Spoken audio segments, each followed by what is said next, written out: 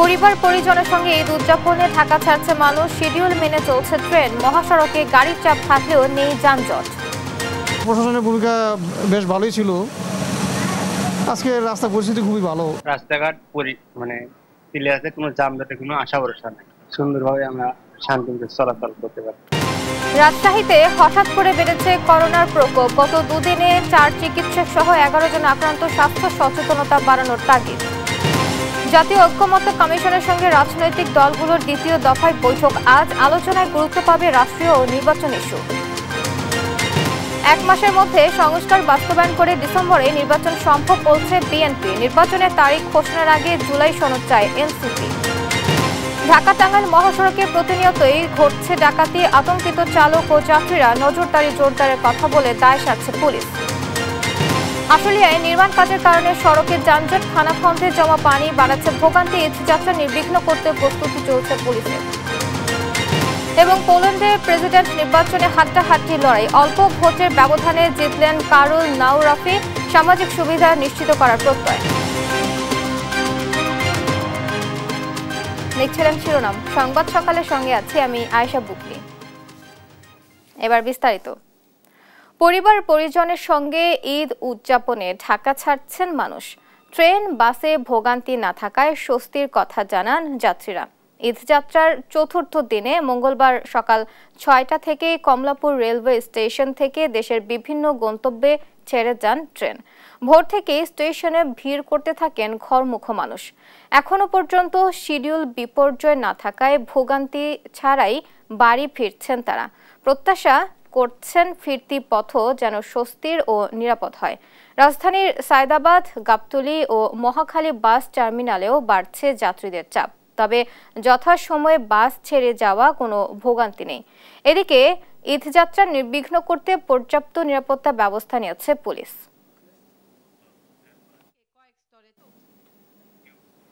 ঈদযাত্রায় কুমিল্লা ও টাঙ্গাইল সিরাজগঞ্জ মহাসড়কে বাড়তে শুরু করেছে যানবাহনের চাপ। যানজট না থাকায় স্বস্তিতে বাড়ি ফিরছেন যাত্রীরা। ঢাকা চট্টগ্রাম মহাসড়কের কুমিল্লা অংশে পরিবহনের কিছুটা চাপ থাকলেও যান চলাচল স্বাভাবিক রয়েছে। ঈদুল আজহা ঘিরে মহাসড়কে আইন শৃঙ্খলা বাহিনীর কঠোর নজরদারি রয়েছে। সিরাজগঞ্জের যমুনা সেতু পশ্চিম মহাসড়কে যানবাহনের চাপ কিছুটা বাড়লেও নেই যানজট বা ধীরগতি। মহাসড়ক 4 লেনে উন্নতিকরণের পাশাপাশি সবগুলো আন্ডারপাস, ওভারপাস খুলে দেয়ায় ঈদযাত্রায় স্বস্তি রয়েছে। টাঙ্গাইল মহাসড়কে যানবাহনের সংখ্যা বাড়তে শুরু করেছে। ঢাকা টাঙ্গাইল যমুনা সেতু মহাসড়কে ঈদযাত্রা নির্বিঘ্ন করতে 6 শতাধিক পুলিশ সদস্য মোতায়েন রয়েছে। ঢাকা ময়মনসিংহ মহাসড়কের গাজীপুর অংশেও বাড়ছে যানবাহনের চাপ। প্রশাসনের ভূমিকা বেশ ভালোই ছিল। আজকে রাস্তা পরিস্থিতি খুবই ভালো। ইন্টারচেঞ্জ হচ্ছে আর কি, ওইটা যদি কাজ শেষ হয় তাহলে আরো যানজট কমবে আর কি। প্রায় 25টি মোবাইল টিম এবং 40টি পিকেট টিম এই মহাসড়কের নিরাপত্তা কাজে দ্বারা এবং ট্রাফিক ব্যবস্থাপনার সাথে জড়িত থাকবে। ঈদুল আজহা উপলক্ষে কোনো ভোগান্তি ছাড়াই মুন্সিগঞ্জ লঞ্চ ঘাট থেকে দক্ষিণাঞ্চলগামী যাত্রীরা বাড়ি ফিরছেন। আরো জানাতে সরাসরি যোগ দিচ্ছেন সহকর্মী সুমিত সরকার সুমন। সুমন, ঈদযাত্রায় কোনো ভোগান্তি রয়েছে কিনা আমাদের জানাবেন। না বুবলি, আসলে আপনি যেমনটি বলছিলেন দক্ষিণবঙ্গ মানুষ কিন্তু এবার ঈদুল আজহায় বড় একটি ছুটি থাকার কারণে কিন্তু তারা কিন্তু আগে বাগেই এই বাড়িতে যাচ্ছেন। এতে করে কিন্তু তাদের কোনো ভোগান্তিতে পড়তে হচ্ছে না বলে আসলে এখানকার যাত্রীরা জানিয়েছেন। তো এখানে সব মিলিয়ে কিন্তু আসলে এই ঢাকা থেকে যে লঞ্চগুলি দক্ষিণবঙ্গের লঞ্চগুলি ছেড়ে আসে সেই লঞ্চগুলি কিন্তু মুন্সিগঞ্জ ঘাটে নোঙর করে সেখান থেকে কিন্তু যাত্রীরা আসলে তাদের নিজ নিজ যে গন্তব্য আছে চাঁদপুর, শরীয়তপুর, ভোলা, বরিশাল, খুলনা সহ বিভিন্ন এলাকায় কিন্তু তারা এখান থেকে যাতায়াত করছে। তো এখানে কিন্তু আমি একজনের সাথে কথা বলবো। আপনি ঈদে বাড়ি যাচ্ছেন, কোনো ভোগান্তি আছে কিনা এই লঞ্চ ঘাটে আপনি যদি জানাবেন। না, এখনো তো কোনো ভোগান্তি। কোথেকে কোথায় যাচ্ছেন? জি ধন্যবাদ। আসলে একজন আমাকে জানালো যে এইখানে কিন্তু লঞ্চ ঘাটে কোনো ভোগান্তি নেই, তারা কিন্তু স্বাচ্ছন্দ্যেই বাড়ি যাচ্ছেন বলে আমাদের জানিয়েছেন। তবে এখানে যাত্রীরা একটি অভিযোগ করেছেন যে যেহেতু মুন্সিগঞ্জ থেকে সরাসরি লঞ্চ না থাকার কারণে ঢাকা থেকে যে লঞ্চ ছেড়ে আসে সেই লঞ্চে কিন্তু প্রচুর পরিমাণ যাত্রী থাকে, তারা কিন্তু মুন্সিগঞ্জ থেকে যে যাত্রীগুলি ওঠেন তারা কিন্তু দাঁড়িয়ে কিন্তু 3 থেকে 4 ঘন্টা পথ তাদের যেতে হয় বলে আমাদের এখানকার যাত্রীরা জানিয়েছেন। তো এখানে কিন্তু সব মিলে আমরা প্রশাসনের সাথে কথা বলেছিলাম, তারা কিন্তু জানিয়েছেন তারা আইন শৃঙ্খলার জন্য তারা এখানে অবস্থান করবেন। তো ফায়ার সার্ভিস কিন্তু আসলে এই লঞ্চ ঘাটে অবস্থান করছেন। তো এই ছিল আমার কাছে মুন্সিগঞ্জ থেকে লঞ্চের যাত্রীদের সবশেষ খবর। সুমন, আপনাকে ধন্যবাদ। দর্শক, এতক্ষণ সরাসরি যুক্ত ছিলাম সহকর্মী সুমনের সাথে। রাজশাহীতে গেল 2 দিনে 4 চিকিৎসক সহ 11 জনের করোনা পজিটিভ। সোমবার রাজশাহী মেডিকেল কলেজের মাইক্রোবায়োলজি বিভাগের পিসিআর ল্যাবে 15 জনের করোনা পরীক্ষা করা হয়। এর মধ্যে 9 জন করোনা পজিটিভ, যার মধ্যে 4 জন চিকিৎসক রয়েছেন। এর মধ্যে 1 জন রাজশাহী মেডিকেল কলেজ হাসপাতালে ভর্তি আছেন। অন্য রোগীরা নিজ নিজ বাড়িতে চিকিৎসকের পরামর্শে চিকিৎসা নিচ্ছেন। রাজশাহী মেডিকেল কলেজের অধ্যক্ষ অধ্যাপক খন্দকার মোহাম্মদ ফয়সল আলম জানান, সবার হালকা জ্বর, সর্দি, কাশি, গা ব্যথা উপসর্গ রয়েছে। যাদের করোনা পজিটিভ পাওয়া গেছে তাদের পরিবারের অন্য সদস্যরাও একই উপসর্গে আক্রান্ত বলেও জানান তিনি। সবাইকে স্বাস্থ্যবিধি মেনে চলার আহ্বান। 2025-26 অর্থ বছরের জন্য 7,90,000 কোটি টাকার বাজেট ঘোষণা করেছে সরকার। নির্বাচিত সরকার না থাকায় সংসদের পরিবর্তে বিটিভিতে সোমবার এ বাজেট উপস্থাপন করেন অর্থ উপদেষ্টা ডক্টর সালেহ উদ্দিন আহমেদ, যেখানে প্রবৃদ্ধি লক্ষ্যমাত্রা 5.5% এবং মূল্যস্ফীতি 6.5%-এর মধ্যে রাখার আশা করছেন তিনি। এবার আকার কিছুটা কমলেও জুলাই অভ্যুত্থানের প্রত্যাশা পূরণে বৈষম্যহীন ও টেকসই অর্থনৈতিক ব্যবস্থা গড়ে তোলার প্রত্যয় জানান অর্থ উপদেষ্টা। আরও জানাচ্ছেন এম এ আজিম। বৈষম্যহীন ও টেকসই অর্থনৈতিক ব্যবস্থা গড়ে তোলার প্রত্যয় শিরোনামে অন্তর্বর্তী সরকারের বাজেট ঘোষণা করেন অর্থ উপদেষ্টা ডক্টর সালেহ উদ্দিন আহমেদ। আমাদের এবারের বাজেট কিছুটা ব্যতিক্রম ধর্মী।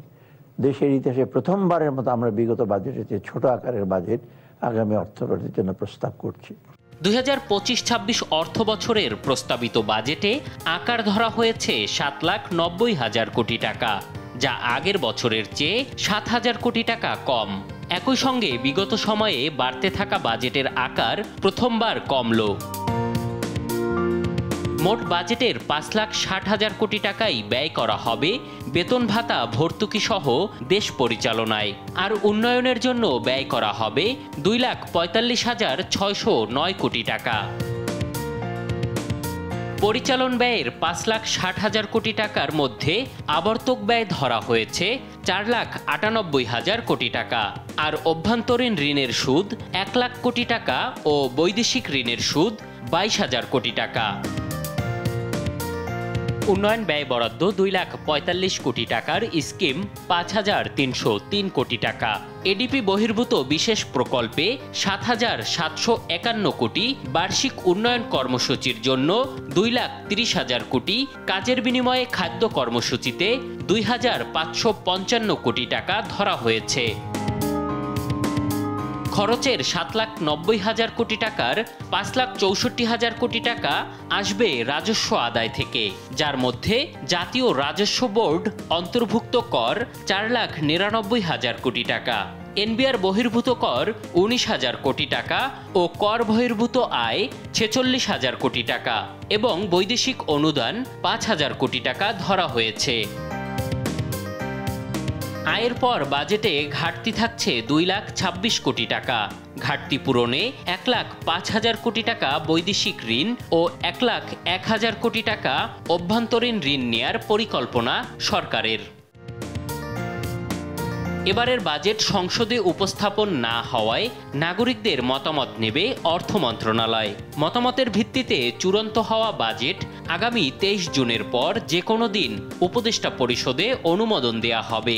পরে তা রাষ্ট্রপতির অধ্যাদেশ আকারে আগামী 1 জুলাই থেকে কার্যকর হবে। জুলাই অভ্যুত্থানের পর যে আশায় আমরা বুক বেঁধেছিলাম তা খুব শীঘ্রই আমরা পূরণ করতে সক্ষম হব ইনশাআল্লাহ। এম এ আজিম, দেশ টিভি, ঢাকা।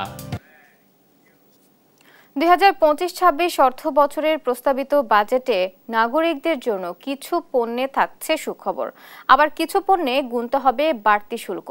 দাম বাড়ার তালিকায় রয়েছে AC, fridge, mobile phone, motorcycle সহ বিভিন্ন পণ্য। আর দাম কমার তালিকায় রয়েছে তরল দুধ, আইসক্রিম, স্যানিটারি ন্যাপকিন, কলম ও জ্বালানি তেল সহ বেশ কিছু পণ্য। বাজেটে এসব পণ্যের চিত্র তুলে ধরছেন সাদ আহমেদ। টেকসই, নিরাপদ, পরিশ্রমের টাকায় শখের বাড়ি বানাবেন, এ অর্থ বছরে বাড়াতে হবে বাজেট। রডের আমদানিতে ব্যাট 20 থেকে 23% এবং উৎপাদনে বাড়ছে 20%। এতে প্রতি টনে বাড়তি গুনতে হবে 1400 টাকা। ক্ষুধা মেটাতে চুলা জ্বালাতেও গুনতে হবে বাড়তি শুল্ক, কেননা এলপিজি গ্যাসে ব্যাট অব্যাহতি সুবিধা কমানো হয়েছে। এতে বাড়তে পারে এলপিজি সিলিন্ডারের দাম। খাবার সংরক্ষণ কিংবা ঠান্ডা পানি পানেও বাড়াতে হবে বাজেট। রিফ্রিজারেটরের ভ্যাট বাড়ছে 7.5% থেকে 15% পর্যন্ত। সেই সঙ্গে সমপরিমাণে এসিতেও বাড়ানো হয়েছে ভ্যাট। জ্যাম এড়ানো ও সময় বাঁচাতে মোটরসাইকেল কিনতেও দিতে হবে বাড়তি শুল্ক। হতাশায় ডুবে সিগারেট ফুঁকবেন, সেখানেও সুখ নেই। প্রতিবারের মতো এবারও সিগারেটে বেড়েছে শুল্ক। সম্পূরক শুল্ক হার 150% থেকে বাড়িয়ে করা হয়েছে 300%। এদিকে দাম বাড়ার তালিকায় রয়েছে মুঠোফোন, ব্যাটারি চালিত রিকশার যন্ত্রাংশ, লিপস্টিক সহ বিভিন্ন প্রসাধনী, ওয়ান টাইম প্লাস্টিক পণ্য, শেভিং ব্লেড। পোশাক কারখানা মালিকদের জন্য রয়েছে দুঃসংবাদ। দেশীয় টেক্সটাইল মিলে উৎপাদিত সুতায় বাড়ছে ভ্যাট। সেই সঙ্গে হেলিকপ্টারের যন্ত্রাংশ, চকলেট, মার্বেল, গ্রেনাইট, পাথরেও বাড়ানো হয়েছে শুল্ক। তবে বেশ পণ্যে রয়েছে সুখবরও। এগুলোর মধ্যে অন্যতম হলো তরল দুধ। প্যাকেটজাত তরল দুধে ভ্যাট অব্যাহতি দেওয়া হয়েছে। এছাড়া প্রস্তাবিত 2025-26 বাজেটে এলএনজি আমদানিতে 15% ভ্যাট প্রত্যাহারের প্রস্তাব রয়েছে। শুল্ক কমছে জ্বালানি তেলও। ফুয়েল অয়েলের শুল্ক 5% এবং অন্যান্য জ্বালানি আমদানিতে 10% থেকে 3% কমতে যাচ্ছে। নন অ্যালকোহলিক জুস আমদানিতে কমানো হয়েছে 50%, কলমে অব্যাহতি দেওয়া হয়েছে ভ্যাট। এছাড়া পরিশোধিত চিনি আমদানিতে টন প্রতি শুল্ক কমানো হয়েছে 500 টাকা। আইসক্রিমের সম্পূরক শুল্ক 10% থেকে কমিয়ে করা হয়েছে 5%। স্যানিটারি ন্যাপকিন, বিদেশি জুতায় কমছে দাম। শুল্ক অব্যাহতি দেওয়া হয়েছে 30 ইঞ্চির মনিটরে। সাদ আহমেদ, দেশ টিভি, ঢাকা। 2025-26 অর্থ বছরের বাজেট নিয়ে যতটা না সাধারণ মানুষের ভাবনা, তার চেয়ে বেশি চিন্তা নিত্য পণ্যের বাজার আর আয়ের সাথে ব্যয়ের সামঞ্জস্য নিয়ে। এবারের বাজেট কতটা জনবান্ধব আর সাধারণ মানুষই বা কি বলছেন, বিস্তারিত দেখুন শাহাদাত নিশাদের রিপোর্টে। বাজেট সেটা সাধারণ মানুষ যতটা না বোঝে তার চেয়ে বেশি বোঝে চাল, ডাল, তেলসহ নিত্য প্রয়োজনীয় পণ্যের দাম কমবে কিনা, ব্যবসা বাণিজ্য সহজ হবে কিনা, বাস ভাড়া সহ জীবনযাত্রায় ব্যয় কমবে এরকম উদ্যোগ নেওয়া হবে কিনা, সর্বোপরি সংসার চালানোর খরচ কমবে কিনা। এর বাইরে চাহিদা না থাকলেও এবারের বাজেটে জনসাধারণের প্রত্যাশার মাত্রা যেন বেশি। কিন্তু সম্পদের স্বল্পতা, উচ্চ মুদ্রাস্ফীতি, আর্থিক সংকট, IMF এর চাপ, চলমান সংস্কার কার্যক্রম, জাতীয় নির্বাচন অনুষ্ঠানের চাপ, সামাজিক সংকট সহ হাজারো রকমের অস্থিরতার মধ্যে নতুন বাংলাদেশের জন্য সোমবার 2025-26 অর্থবছরের জাতীয় বাজেট ঘোষণা করে অন্তর্বর্তী সরকার। এত সব চাপের মধ্যে জনগণের আকাঙ্ক্ষার বাজেট কতটুকু জনবান্ধব হয়েছে? ঘোষণাকৃত বাজেট অনুযায়ী এবার চাল, ডাল, তেল, চিনি সহ নিত্য প্রয়োজনীয় পণ্যের উপর শুল্ক কর কমানোর প্রস্তাব দেওয়া হয়েছে। একই সাথে কলম, প্যাকেটজাত দুধ ও স্যানিটারি ন্যাপকিনের দাম কমবে। শিশুদের পছন্দের আইসক্রিমের দামও কমবে। একই সাথে বাড়ানো হতে পারে সিগারেট, অনলাইন কেনাকাটা, রড, প্রসাধনী সামগ্রী, সাবান, শ্যাম্পু, শিশুদের খেলনা, দেশে তৈরি মোবাইল ফোন, গৃহস্থালী প্লাস্টিক সামগ্রী, এলপিজি, দেশের তৈরি এলপিজি সিলিন্ডার সহ বেশ কিছু ইলেকট্রিক সামগ্রী। বাজেটে বেশ কিছু নিত্য প্রয়োজনীয় খাদ্য সামগ্রীর দাম কমায় অনেকটা সন্তুষ্ট সাধারণ মানুষ। এখন যে বাজেটে যে বিষয়টা দেওয়া হয়েছে আমার মনে হয় এটা সাধারণ মানুষের জন্য খুবই উপকার হবে। এটা হচ্ছে জনবান্ধব বাজেট। কেউ আবার আয়ের সাথে মেলাতে পারছে না ব্যয়ের খাতাও। 10-20 টাকা যদি কেজিতে কম তো তাহলে মানুষ একটু শান্তি পাইতো। আমরা যারা দেশের গরিব মানুষ আমাদের যে চলাফেরার যে একটা ব্যবস্থা বা আয় উপার্জন এটা নিয়ে তো সত্যিকার অর্থেই আমাদের চলা কষ্ট। টাকা পয়সা আছে তাদের লাগে তো কোনো সমস্যা নাই, আর আমাদের মতো নিত্য মানুষের লাগে অনেক সমস্যা। সাধারণ মানুষের কথা তো চিন্তা করে বাজেট ঘোষণা দেয় নাই। বাজেট ঘোষণা দিছে বড় লোকের জন্য, বড় লোক আরো বড় লোক হইব। কারো আবার দাবি বাজারের সিন্ডিকেট না ভাঙলে এই বাজেটেও সুফল পাবে না সাধারণ মানুষ। কোনো বাজার নাই যে জায়গায় কোনো সিন্ডিকেট নাই, একটা জিনিসের দাম বলে সবাই দাম বাড়ায় দেয় একসাথে। সিন্ডিকেট ভাঙা দরকার জিনিসটা কমানোর আগে। অনেকে বলছেন দ্রব্যের দাম স্থিতিশীল রাখাটাই এই সরকারের বড় চ্যালেঞ্জ। তবে গতানুগতিক বাজেট থেকে এবারের বাজেটের ভিন্নতাও দেখছেন কেউ কেউ। শাহাদাত নিশাদ, দেশ টিভি, ঢাকা। আজ থেকে শুরু হচ্ছে জাতীয় ঐক্যমত্য কমিশনের সঙ্গে রাজনৈতিক দলগুলোর দ্বিতীয় পর্যায়ের আলোচনা। রাজধানীর ফরেন সার্ভিস একাডেমিতে আজ সকাল 11টা থেকে শুরু হবে এই বৈঠক। প্রধান উপদেষ্টা রাজনৈতিক দলগুলোর সঙ্গে বৈঠক করার পর আজ থেকে আবারও রাজনৈতিক দলগুলোর সঙ্গে কমিশনের বিষয়ভিত্তিক আলোচনা হবে। পবিত্র ঈদুল আজহার আগে একদিন এবং ঈদের পরে দলগুলোর ধারাবাহিকভাবে বিষয়ভিত্তিক আলোচনা চলবে। বিশেষ করে সংবিধান সংস্কার কমিশনের যেসব মৌলিক প্রস্তাবে এখনও ঐক্যমত্য হয়নি সেগুলো এ পর্বে বেশি গুরুত্ব পাবে। রাজনৈতিক দলগুলোর সঙ্গে আলোচনার মাধ্যমে ঐক্যমত্যের ভিত্তিতে আগামী জুলাই মাসে জুলাই সনদ তৈরির লক্ষ্য রয়েছে ঐক্যমত্য কমিশনের। ঐক্যমত্য কমিশনের বৈঠকে অংশ নেওয়া রাজনৈতিক দলগুলোর মধ্যে 23টি দল ডিসেম্বরে জাতীয় নির্বাচন দাবি করলেও 3 দলের ভিন্ন অবস্থান বলে জানিয়েছেন রাজনৈতিক দলগুলোর নেতারা। সাংবিধানিক সংস্কার ছাড়া বাকি যে কোনো সংস্কার 1 মাসের মধ্যে সম্ভব উল্লেখ করে নির্বাচন ডিসেম্বরের বাইরে যাওয়ার কারণ নেই দাবি বিএনপির। এদিকে জুলাই সনদ তৈরির আগে নির্বাচন চায় না এনসিপি। আর জামায়াত বলছে ডিসেম্বর থেকে এপ্রিলে হতে পারে জাতীয় নির্বাচন। বিস্তারিত সাইফুল রিপনের প্রতিবেদনে। সোমবার ফরেন সার্ভিস একাডেমিতে জাতীয় ঐক্যমত্য কমিশনের সাথে বৈঠক শেষে সংবাদ মাধ্যমে কথা বলেন রাজনৈতিক দলের নেতারা। সংলাপে গেল 3 মাসে ঐকমত্য কমিশন রাজনৈতিক দলগুলোর ঐকমত্যের জায়গায় কতটুকু পৌঁছাতে পারলো তার সারসংক্ষেপ দাবি করেন নেতারা। আমরা বলেছি সেই 3 মাসের আলোচনার সারসংক্ষেপ কি? সংস্কার ইস্যু ছাপিয়ে বৈঠকে রাজনৈতিক দলগুলোর প্রস্তাবনায় উঠে আসে নির্বাচন প্রসঙ্গ। অধিকাংশ রাজনৈতিক দল নির্বাচনের সুনির্দিষ্ট রোডম্যাপ দাবি করে। প্রধান উপদেষ্টা বলছে ডিসেম্বর থেকে জানুয়ারি। আমরা বলেছি যে ডিসেম্বরে হলে ভালো, ডিসেম্বরের আগে কেন নয়? মাননীয় প্রধান উপদেষ্টা তিনি এই ব্যাপারে মানুষের সংশয় দূর করতে পারেন। নির্বাচনের তারিখ এবং অন্যান্য যেটা আমরা বললাম বিচার এবং সংস্কার সেগুলো সুনির্দিষ্ট রোডম্যাপটা ঘোষণা করে আমরা 30শে ডিসেম্বরের মধ্যে নির্বাচন চাই। এনসিপির আহ্বায়ক নাহিদ ইসলাম বলেন জুলাই সনদের আগে নির্বাচনের তারিখ চায় না তার দল। নির্বাচন কমিশন পুনর্গঠনেরও দাবি জানান তিনি। যেখানে জনগণ তার ভবিষ্যৎ বাংলাদেশের রূপরেখা, শাসন ব্যবস্থা পরিবর্তনের মৌলিক সংস্কারের রূপরেখা দেখতে পারবে, সেই জুলাই সনদ হওয়ার পরে একই সাথে আমরা তখন নির্বাচনের তারিখটি যাতে সরকার ঘোষণা করে আমরা সেই দাবি জানিয়েছি। কোনো সুনির্দিষ্ট তারিখে অনড় না থেকে প্রধান উপদেষ্টার প্রতিশ্রুতি অনুযায়ী ডিসেম্বর থেকে এপ্রিলের যে কোনো সময়ে নির্বাচনের দাবি জানায় জামায়াতে ইসলামী। আমরা ফ্লেক্সিবল এবং আপনাকে কোনো ডেট আমরা নির্দেশও দিতে চাই না, ডিক্টেটও করতে চাই না। আপনি আমাদের সেন্টিমেন্ট অবশ্যই আজকে প্রকাশ পেয়েছে, আপনি বুঝেছেন। এর মাঝে ডিসেম্বর টু এপ্রিল একটা সুইটেবল টাইমে আপনি একটা ডেট দিলেই জনমনে যে এখন কিছুটা সংখ্যা এবং অস্বস্তি আছে আমরা বিশ্বাস করি এটা কেটে যাবে। রাজনৈতিক দলের সাথে অন্তর্বর্তী সরকারের দূরত্ব কমিয়ে আনার তাগিদের পাশাপাশি বিতর্কিত উপদেষ্টাদের বাদ দেওয়ার দাবি জানানো হয়েছে বলেও জানান নেতারা।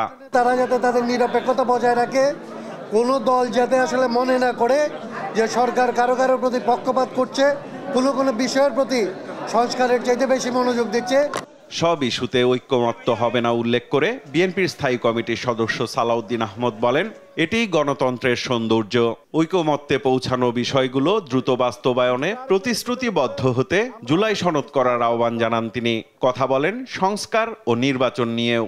আমরা মনে করি ডিসেম্বরের ভিতরে নির্বাচন অনুষ্ঠান করা জাতীয় সংসদের খুবই সম্ভব এবং এর আগেই জরুরি ভিত্তিতে যে সমস্ত সংস্কার করা প্রয়োজন, বিশেষ করে নির্বাচনমুখী, সেই সংস্কারগুলোকে চিহ্নিত করে আমরা ঐক্যমতের মাধ্যমে সেগুলো বাস্তবায়ন করি এবং সেই এমন কোনো সংস্কার নাই যেগুলো 1 মাসের মধ্যে বাস্তবায়ন করা সম্ভব হবে না। মঙ্গলবার বেলা 11টায় ফরেন সার্ভিস একাডেমি মিলনায়তনে আবারও বসবে জাতীয় ঐক্যমত্য কমিশনের বৈঠক। সাইফুল রিপন, দেশ টিভি, ঢাকা। দর্শক, কমলাপুর রেলওয়ে স্টেশনে রয়েছেন সহকর্মী তন্দ্রা তারুণ্য, সরাসরি যোগ দিচ্ছেন তিনি। তারুণ্য, ট্রেনে যাত্রা নিয়ে যাত্রীরা কি বলছেন আমাদের জানাবেন। বুবলি, আজকে কিন্তু এই যাত্রার 4র্থ দিন এবং আজকে কিন্তু দেখতে পাচ্ছি যে আজকে কিন্তু অন্যান্য দিনের তুলনায় কিন্তু আজকে ভিড় কিছুটা বলা যায় যে কম, যাত্রী চাপ কিন্তু স্টেশনগুলোতে কম এবং কিছুক্ষণ আগেও কিন্তু এখান থেকে আন্তনগর একটি ট্রেন কিছুক্ষণ আগে এই কমলাপুর রেল স্টেশন থেকে কিন্তু ছেড়ে গিয়েছে রংপুরের উদ্দেশ্যে, অর্থাৎ গন্তব্য হচ্ছে রংপুর। এবং পাশাপাশি একটু বলে রাখি যে আজকে কিন্তু টোটাল সকাল থেকে এখন পর্যন্ত সর্বমোট প্রায় 15টির মতো ট্রেন রেল স্টেশন প্ল্যাটফর্ম থেকে ছেড়ে গিয়েছে। এর মধ্যে 11টি হচ্ছে আন্তনগর ট্রেন এবং বাকি কয়েকটি হচ্ছে লোকাল ট্রেন রয়েছে। এবং এর পাশাপাশি একটু জানিয়ে রাখি যে আজকে থেকে কিন্তু আন্তনগর ট্রেনের যে সাপ্তাহিক ছুটি যেটি ছিল সেটি কিন্তু আসলে বাতিল ঘোষণা করা হয়েছে, অর্থাৎ ঈদের আগ মুহূর্ত পর্যন্ত কিন্তু ঈদের আর ছুটি তারা পাচ্ছেন এবং ঈদের পরবর্তীতে তারা কিন্তু আবার ছুটি পাবেন। এবং ঈদুল আজহার ঘরমুখী মানুষের যাতায়াতের সুবিধার্থেই কিন্তু এটি করা হয়েছে এবং দেশের বিভিন্ন গন্তব্যে চলাচল করা কিন্তু সব আন্তনগর ট্রেনের সাপ্তাহিক ছুটি বাতিল করা হয়েছে এবং এটি কিন্তু ঈদের আগের দিন পর্যন্ত এসব ট্রেনের কোনো ডে অফ থাকবে না এবং ঈদ পরবর্তীতে আসলে আবারও আগের মতো সাধারণভাবে কিন্তু এদের সাপ্তাহিক ছুটি বিদ্যমান থাকবে। এবং জানিয়ে রাখি যে আজকে থেকে কিন্তু ফিরতি টিকিট যেটি আছে, অর্থাৎ আজকে থেকে 13ই জুনের টিকিট কিন্তু আজকে থেকে যারা যাত্রা করছেন তারা কিন্তু আজকে থেকে হচ্ছে 13 জুনের টিকিট তারা আজকে কিনতে পারবেন। ফিরতি টিকিট যেটি বলে সেটি কিন্তু তারা আজকে থেকেই অনলাইনে পেয়ে যাচ্ছেন এবং আজকে থেকে কিন্তু তারা সেই টিকিটগুলো সংগ্রহ করতে পারবেন। এবং এই আন্তনগর ট্রেনের যে টিকিটগুলো রয়েছে এবং যারা যাত্রী রয়েছেন তারা কিন্তু আজকেও আমি যতটুকু সকাল থেকে দেখেছি তারা কিন্তু বলছেন যে তারা আজকেও স্বাচ্ছন্দ্যে তারা আসলে চলাচল করতে পারছেন। তারা ট্রেনও বলেছেন যে কোনো ট্রেন কিন্তু লেট করে এসেছে বা কোনো ট্রেন দেরি করে ছেড়েছে এমন কিন্তু কোনো কিছু এখন পর্যন্ত ঘটেনি। এবং যতটুকু জানা গেছে যে সবগুলো ট্রেন সকাল থেকে শিডিউল মাফিক যে টাইম ছিল সেই টাইম মতোই ছেড়ে গিয়েছে। 1 থেকে 2টি ট্রেন আছে যেগুলো হতে 5 মিনিট একটু এদিক সেদিক হয়েছে, কিন্তু বাকি যে ট্রেনগুলো আছে সেগুলো কিন্তু সময় মতোই আসলে নিজ নিজ গন্তব্য উদ্দেশ্যে ছেড়ে গিয়েছে। তো বুবলি, এই ছিল আমার কাছে রেলওয়ে স্টেশন থেকে সর্বশেষ। তারুণ্য, আপনাকে ধন্যবাদ। দর্শক, ট্রেনের যাত্রা নিয়ে বিস্তারিত জানাচ্ছিলেন সহকর্মী তারুণ্য। রাজধানীতে চুরি, ডাকাতি, ছিনতাই রোধে রাতে রাজধানীর মিরপুরে যৌথ তল্লাশি চালিয়েছে পুলিশ ও সেনাবাহিনী। এ সময় বিভিন্ন যানবাহনের প্রয়োজনীয় কাগজপত্র না থাকায় বেশ কয়েকজনের বিরুদ্ধে শাস্তিমূলক ব্যবস্থা নেওয়া হয়। মাদকসহ আটক করা হয় 2 জনকে। সনি বর্মনের ক্যামেরায় আরও জানাচ্ছেন এনআই নাহিদ। নগরীর আইন শৃঙ্খলা পরিস্থিতি স্বাভাবিক রাখতে গভীর রাতে রাজধানীতে পুলিশ সেনাবাহিনীর যৌথ তল্লাশি অভিযান।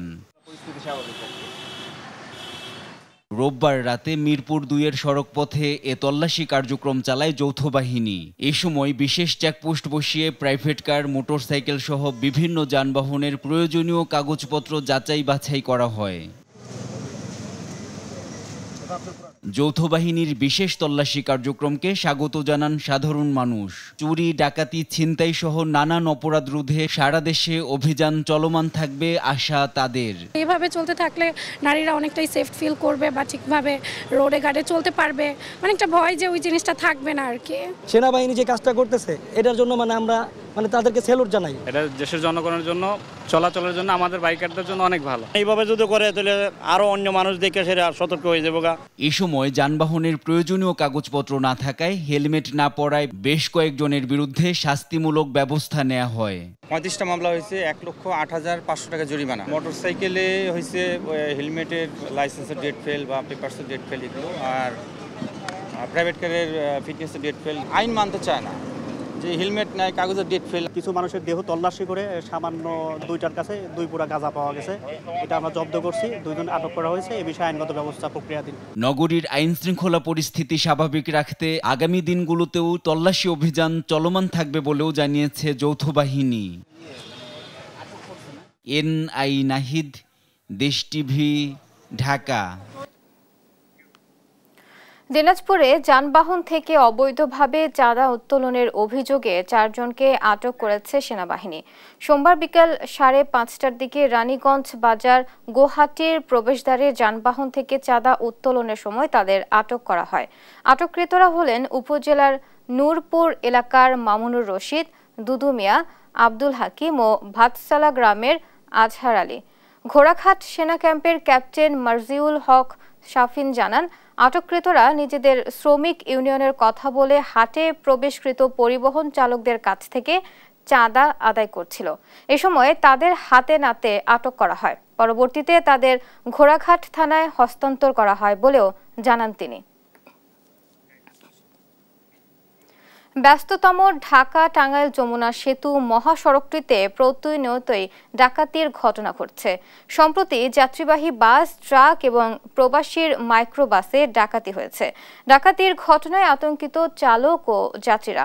আর পুলিশ প্রশাসনের দাবি, টাঙ্গাইল অংশে মহাসড়কে সার্বক্ষণিক নজরদারি সহ বাড়তি নিরাপত্তা ব্যবস্থা জোরদার করা হয়েছে। সহকর্মী অভিজিৎ ঘোষের তথ্য ও ছবিতে আরও জানাচ্ছেন সালমা জাহান। শুক্রবার রাতে টাঙ্গাইলের মির্জাপুরে চরপাড়া পুলিশ বক্সের সামনে আইন শৃঙ্খলা বাহিনীর সদস্যের পরিচয়ে একটি গাড়ি আটকে নারী প্রবাসীর মাইক্রোবাসে ডাকাতি হয়েছে। এ সময় প্রবাসীর মালামাল লুটে নেয় তারা।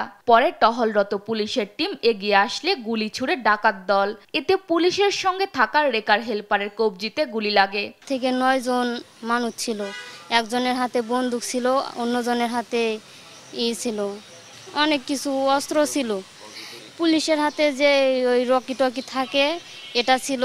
গেল বৃহস্পতিবার দিবাগত রাতে মির্জাপুর নাসির গ্লাস সংলগ্ন ফ্লাইওভার থেকে উত্তরাঞ্চলগামী তেলবাহী ট্রাকে ডাকাতি করা হয়। এখনও ওই ট্রাক উদ্ধার করতে পারেনি পুলিশ। গত 21 মে দিবাগত রাতে শিবপুর এলাকায় আল ইমরান নামে যাত্রীবাহী চলন্ত বাসে ডাকাতি হয়। এতে বাসে থাকা যাত্রীদের কাছ থেকে নগদ টাকা, স্বর্ণালংকার ও মোবাইল লুট করে তারা। পরে এই ঘটনায় 3 জন ডাকাতকে গ্রেফতার করে পুলিশ।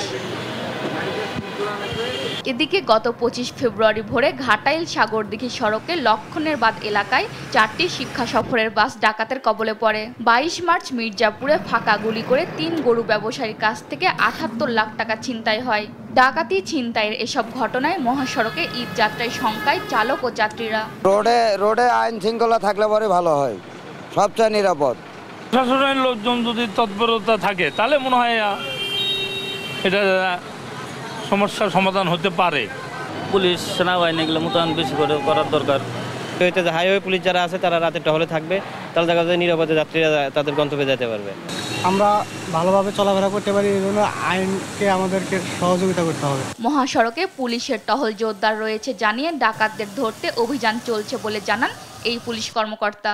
বিস্তারিত আমরা সবই নিচ্ছি, মামলা রুজু প্রক্রিয়াধীন আছে, আমাদের তদন্তের সময় দেন, আমরা বিস্তারিত ঘটনা আপনাদের পরে ব্রিফ করে জানাবো। মহাসড়কে ডাকাতি রোধে আইন শৃঙ্খলা বাহিনীর সদস্যদের আধুনিক প্রযুক্তি সহ প্রশিক্ষণের পাশাপাশি জনসাধারণকে সচেতন হতে হবে বলে মনে করছেন সংশ্লিষ্টরা।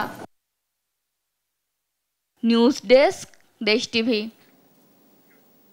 আশুলিয়ায় চলমান এলিভেটেড এক্সপ্রেসওয়ের নির্মাণ কাজের কারণে সড়কে সৃষ্টি হয়েছে খানাখন্দ ও জলাবদ্ধতার। ফলে ঈদে পশুবাহী ট্রাক ও ঘরমুখো মানুষের বাড়তি চাপে 20 কিলোমিটার সড়কে ভোগান্তি রয়েছে। এদিকে প্রশাসন বলছে ঈদ যাত্রা নির্বিঘ্ন ও ছিনতাই রোধে নেওয়া হয়েছে প্রস্তুতি। সাভার প্রতিনিধি দেওয়ান ইমনের রিপোর্ট। সাভারের আশুলিয়ায় বাইপাইল আব্দুল্লাপুর সড়কে চলমান রয়েছে এলিভেটেড এক্সপ্রেসওয়ের নির্মাণ কাজ। প্রতিনিয়ত যানজট লেগে থাকা সড়কটিতে বাড়তি ভোগান্তি হিসেবে যোগ হয়েছে জলাবদ্ধতা ও খানাখন্দের। এতে 20 মিনিটের পথ পাড়ি দিতে সময় লাগছে কয়েক ঘন্টা। ঈদে একদিকে পশুবাহী ট্রাক, অন্যদিকে ঘরমুখ মানুষের বাড়তি চাপে ভোগান্তি আরো কয়েক গুণে বেড়ে যাওয়ার শঙ্কা সড়ক ব্যবহারকারীদের। জামগড়ার থেকে 10 মিনিটের রাস্তা, আমাদের সময় লাগে 2.5 ঘন্টা 3 ঘন্টা সময় লাগে। 5টা-6টা জায়গার মধ্যে নামছি পানির মাঝে নামার পরবর্তীতে আমরা আবার আসছি। গাড়ি নিজেরাই ধাক্কা দিতে আসি, নিজেরাই বিকল্প বাজে রাস্তা করে নিয়ে আসতে আসি। ভোগান্তির শেষ নেই আমাদের আশুলিয়াবাসীর, বিশেষ করে জামগড়া বাইপাইল এই অঞ্চলের মানুষের চলাচল খুবই কষ্টকর হয়ে যেতেছে। ঈদে পশুবাহী ট্রাক ও ঘরমুখ মানুষের দুর্ভোগ কমাতে নানা ধরনের প্রস্তুতি গ্রহণ করা হয়েছে বলে জানায় পুলিশ। ঈদ উপলক্ষে যে ট্রাফিক জ্যামের বিষয়টা থাকে, সেই ক্ষেত্রে যাতে আমরা নির্বিঘ্নে লোকজনের যাতায়াতের জন্য আমরা ব্যবস্থা করতে পারি, সেই জন্য আমাদের পর্যাপ্ত পরিমাণে অন্যান্য জেলা থেকেও ফোর্স আনা হচ্ছে। ঈদ উপলক্ষে সারা দেশ থেকে রাজধানীতে আসা পশুবাহী ট্রাকগুলোকে নিরাপত্তা দেওয়ার পাশাপাশি বাড়ি ফেরা মানুষের দুর্ভোগ কমানোর দাবি সবার। দেওয়ান ইমন, দেশ টিভি, সাভার।